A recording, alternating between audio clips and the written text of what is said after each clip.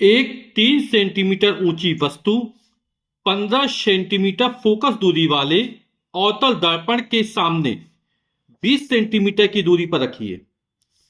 दर्पण से कितनी दूरी पर पर्दा रखा जाए ताकि पर्दे पर इसका चमकीला प्रतिबिंब बने।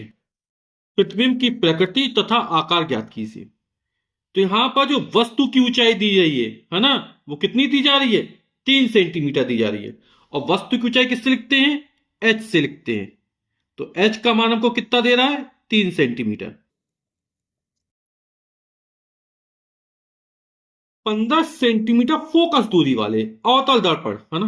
तो अवतल दर्पण की फोकस दूरी कितना दे रहा है? 15 सेंटीमीटर दे रहा है। और फोकस दूरी किससे लिखते हैं? एफ से, फोकल लेंथ एफ। एफ का मान कितना है? 15 सेंटीमीटर।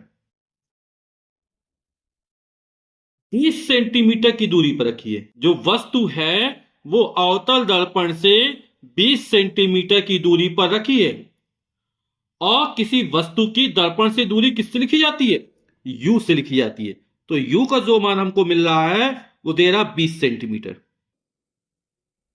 दर्पण से कितनी दूरी पर पर्दा रखा जाए ताकि पर्दे पर इसका चमकीला प्रतिबिंब बने। यानी कि हमको क्या याद करना है? प्रतिबिंब की दूरी ज्ञात करें दर्पण से। वो किससे लिखी जाती है? वी से लिखी जाती है। यानी वी का मान हमको ज्ञात करना है। प्रतिबिंब की प्रकृति क्या है और आकार। आकार हमने वस्तु की ऊंचाई किससे मानी है? एच से मानी है। तो जो आकार है वो एच डैश मान लेते हैं कि प्रतिबिंब का आकार कितना है। ठीक।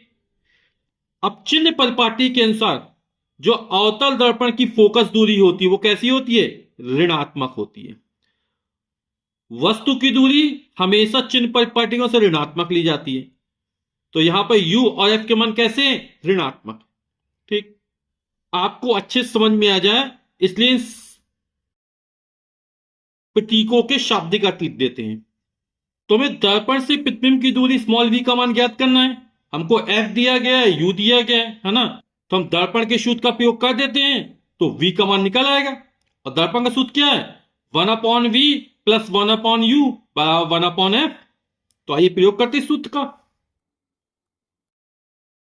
दर्पण का सूत्र है 1/v प्लस 1/u बराबर 1/f। 1/v, v का मान को ज्ञात करना है, प्लस 1/u और u का मान दिया माइनस का 20 सेंटीमीटर बराबर 1/f। f का मान है माइनस का 15 सेंटीमीटर। प्लस माइनस का माइनस हो जाएगा तो 1/v माइनस 1/20 बराबर ये हो जाएगा माइनस का 1/15। इस वाले पद को बराबर के उस तरफ ले जाते हैं तो चिन्ह परिवर्तित हो जाएगा। तो 1/v बराबर हो जाएगा, ये हो जाएगा 1/20 प्लस का हो जाएगा और माइनस का 1/15। 20 और 15 का एलसीएम लघुत्तम कितना निकलेगा? ये निकलेगा 60। 20 का भाग 60 में नहीं, 20 तिया 60 3 बार गया, 3 एकम 3, 15 चौक 60, 4 का 1 में गुणा 4 एकम 4, 3 माइनस 4 यानी -1/60। तो 1/v बराबर निकला माइनस का 1/60। क्रॉस मल्टीप्लाई कर दो तो v बराबर निकल आएगा माइनस का 60 सेंटीमीटर। तो माइनस चिन्ह यह प्रदर्शित कर रहा है जो बनने वाला प्रतिबिंब है वो दर्पण के सामने बनेगा, है ना। और कितनी दूरी पर बनेगा? 60 सेंटीमीटर की दूरी पर बनेगा। यानी जिस तरफ वस्तु रखी है प्रतिबिंब भी उसी तरफ बनेगा। ठीक है, यानी दर्पण के सामने बनेगा। अब हमें प्रतिबिंब की ऊंचाई ज्ञात करनी है ना। तो पहले प्रतिबिंब का आवर्धन का सूत्र लगाते हैं। तो रेखीय आवर्धन m बराबर क्या होता है? माइनस का v/u होता है ना। तो स्मॉल m बराबर होता है माइनस का v/u। ठीक। v का मान कितना है? माइनस का 60 मिला। u का मान कितना दिया गया है? माइनस का 20। माइनस में कट जाएगा, माइनस बचा रहेगा, 20 दिया 60, यानी माइनस का 3 निकला। प्रतिबिंब कितना? 3 गुना बड़ा बनेगा, है ना। यानी वस्तु की ऊंचाई जो होगी उससे 3 गुना बड़ा हमको प्रतिबिंब प्राप्त होगा।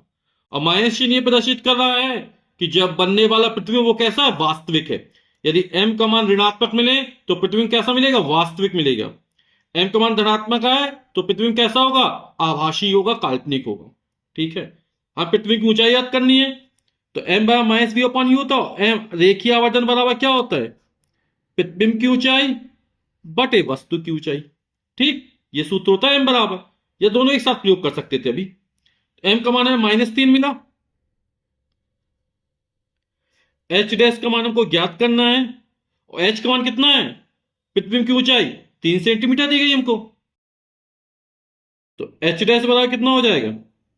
3 3 का 9 माइनस का 9 सेंटीमीटर। तो माइनस चिन्ह लंबाई या दूरी कभी ऋणात्मक नहीं होती। माइनस चिन्ह यह प्रदर्शित कर रहा है जो बनने वाला प्रतिबिंब है वो वस्तु के सापेक्ष कैसा है? उल्टा बन रहा है ना, यानी मुख्य अक्ष के नीचे की तरफ बन रहा है। ठीक, इसलिए माइनस साइन आ रहा है। ठीक है, यानी जो प्रतिबिंब की लंबाई होगी वो कैसी होगी? 9 सेंटीमीटर की होगी। और माइनस चिन्ह क्या प्रदर्शित कर रहा है कि प्रतिबिंब क्या है? वस्तु के सापेक्ष उल्टा बन रहा है। ठीक, और जो वस्तु के सापेक्ष प्रतिबिंब उल्टे बनते हैं वो कैसे होते हैं? वास्तविक प्रतिबिंब होते हैं। ठीक है ना, तो उत्तर क्या हो जाएगा? प्रतिबिंब दर्पण के सामने दर्पण से 60 सेंटीमीटर की दूरी पर वास्तविक एवं वस्तु के सापेक्ष उल्टा तथा 9 सेंटीमीटर आकार का बन रहा है।